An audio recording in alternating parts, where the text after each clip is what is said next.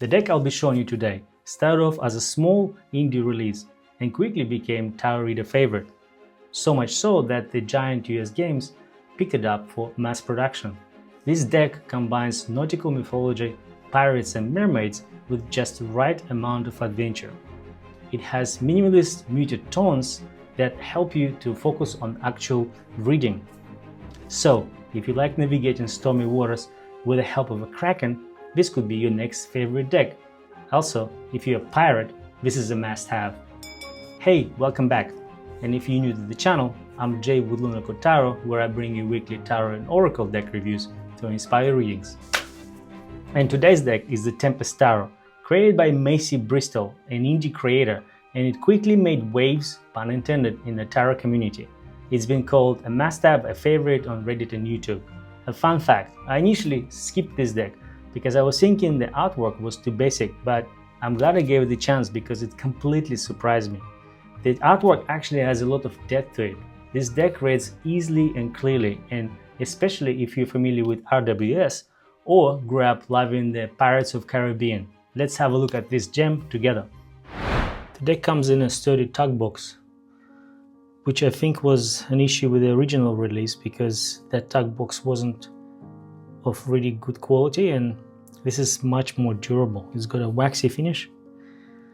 This is a bit of a description of this deck is about and publisher name.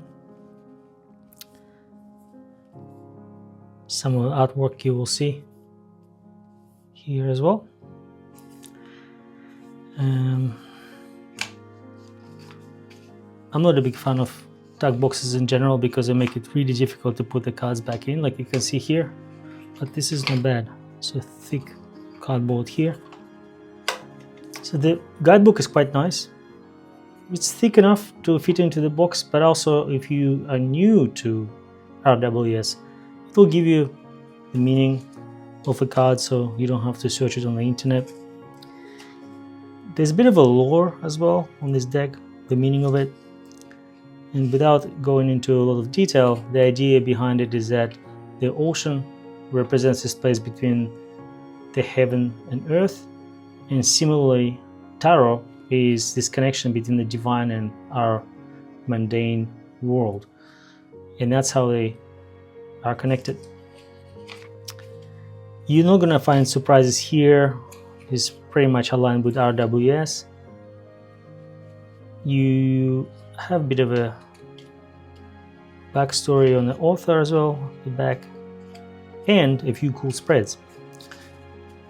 So first we have a couple of classic spreads here, the 3-card and Celtic cross, but then a treasure map and the Tempest tarot spread are unique to this deck.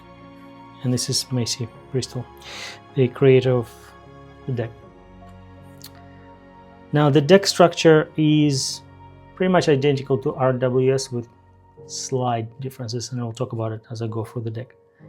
Card quality, very decent. Apparently the initial release on Kickstarter had some quality issues with cards.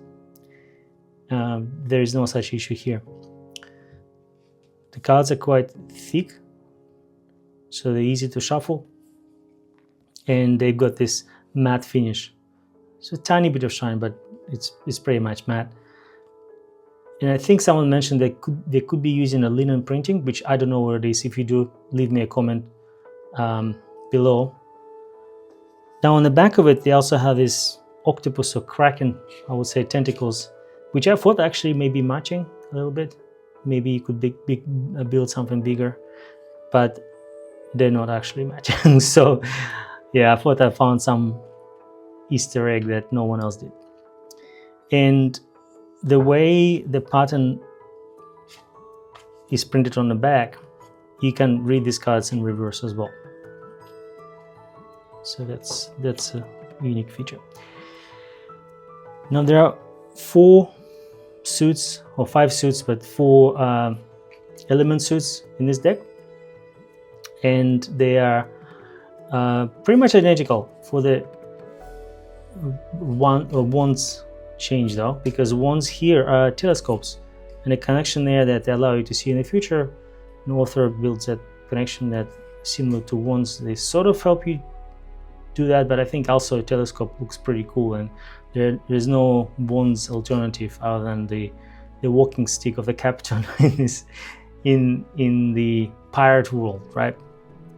Cards shuffle really well, and they're bigger than your traditional cards, but doesn't affect your one card shuffle, so it's pretty easy like that. But I have sort of medium-sized hands, and you see I have to stretch them, so if you're a person with small hands, you may need to do some other creative shuffling.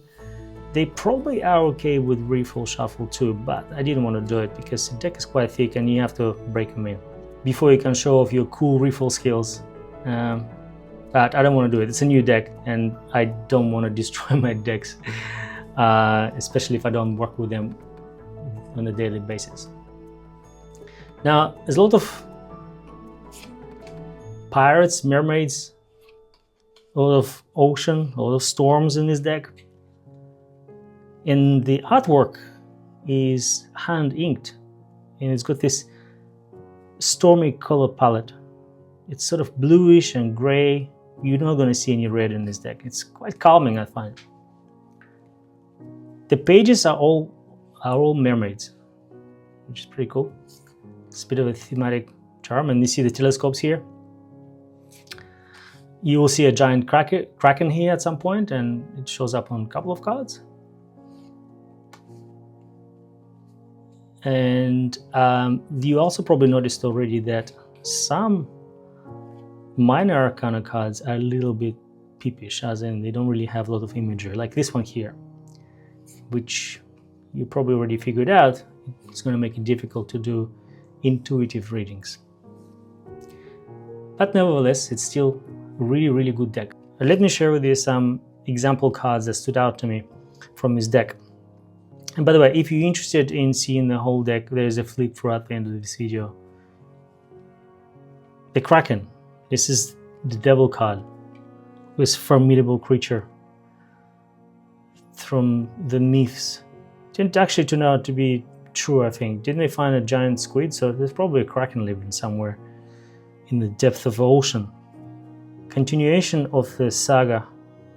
Now a Kraken is destroying the ship in these tentacles. That's pretty cool, right? So there's a continuity working there. And also, did you see this little detail here, how there's the image of a card of a scene spills out on the frame? I think it's a really cool touch. It just shows you that what's happening here isn't really to do with that, but it's something to do with the life outside, or your life if you're reading it for yourself or someone else. My other favorite card is Six of Swords, and look at this different take. This one you can read intuitively. I think it's a beautiful way to reimagine the traditional card. Then this small detail here.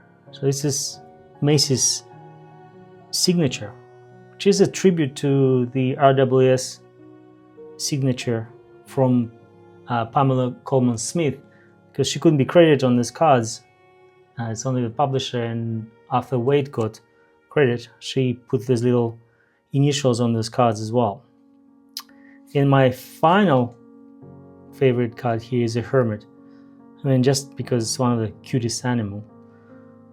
Obviously right after the cats, but nevertheless little eyes, and I've seen them live and they're pretty cool little creatures. Quite like them. When I asked the deck how it wants to be used, I pulled the Two of Pentacles, and that told me everything I need to know. This deck wants to help with real world life stuff, and I think this deck is for practical spreads. As I mentioned, when I just got it delivered, I opened the box and I had somewhat skeptical attitude because its style isn't something that spoke to me when I saw it. But when I started working with it, I realized it's really easy to work deck. There's no this overwhelming colors and stuff that distracts you from reading. And I think if you use it for practical spreads, like your career, work-life balance, you want to do decision making, or lifestyle changes, reads, I think this is a good deck for it. So I did a couple of spreads to test the deck, I'm just going to give you some examples. I did the work-life balance spread that fits really well the Two of Pentacles. It's a 3-card spread. What's draining me, what needs focus, and one change to restore balance. And for that, you got the Four of Wands, the Strength, and the Judgment card, which I think fits really nicely. So what's draining me is working on building a foundation of something solid, becoming successful in that. And that road is often has a lot of disappointment, successes and failures, and that can be draining, can drain you emotionally and physically. And what needs focus is strength, but not the physical strength, more of the inner strength, compassion. And the Judgment card is the advice on how to restore balance. And the way I interpret it is that I need to apply judgment when I'm picking the stuff I'm working on that drains me, that lead more to the internal success, the inner strength, rather than external validation, which I felt read pretty well. Another example spread is a lifestyle strategy spread. I know it's a big name, but let me walk you through what I did here. So it's another 3-card spread. Well, the first card is, what am I trying to manage? What's blocking my flow, trying to get there? And the Four of Swords, which is how to create balance, how to create rhythm. Similar with the previous spread, I'm trying to manage, becoming good at what I do, becoming successful. What's blocking the flow? I would say it's a temptation to cut corners sometimes, the cheap victory. You have to do the work to get here. There is no shortcut. And creating rhythm for this is to take time off. You need to put your effort in before you get where you want to be. And by the way, look how cool this card is, the Four of Swords. This is one of those examples where you can do intuitive reading easily. If you remember the RWS design. And lastly, I did try it with relationships reading. A little bit clunky, but it still works. So doing 3-card spread. What am I bringing into my current relationship? What is my partner navigating? What are they bringing to relationship, and how to move forward? And I've got the King of Cups, so I'll bring the emotional stability into a relationship. What my partner is bringing in, she's got the inner strength, and she knows how to approach conflicts, or how to work with me through any disagreements that we may have, using inner strength rather than trying brute force, and that works really well. And the advice here, how to move forward, the Knight of Swords. And I think this card suggests that not to become complacent in a relationship. And no matter how long you've been together, it still needs to be kept fresh, and taking action, introducing something to your life that adds variety is how I interpret this one. So who do I think this deck is for? Well, if you love nautical, ocean themes, adventure seekers and pirates, if you're a pirate, this should be your deck, definitely. Or if you're a mermaid, I think you should get one. If you like RWS, but want to go with some different imagery, it's really good. If you're doing daily reads, check-ins, do morning reads, then if you do life coaching or maybe lifestyle clarity, relationships, I think it's another good choice for you. If you're a beginner, you can still use this. Though I probably wouldn't start with this deck necessarily, but if you want to try, there's a guidebook there. Also, if you're an intuitive reader, some cards can be challenging, some minor arcana cards, and if you're not familiar with the nautical, pirate, ocean, whatever this is, Pirates of Caribbean lore, the intuitive reading could be a little bit challenging. I'm giving this deck 4 out of 5 pulls on the cat meter. The Tempest Tower brings storytelling, style and structure in a way that is both usable and collectible. It's not flashy, but it's solid.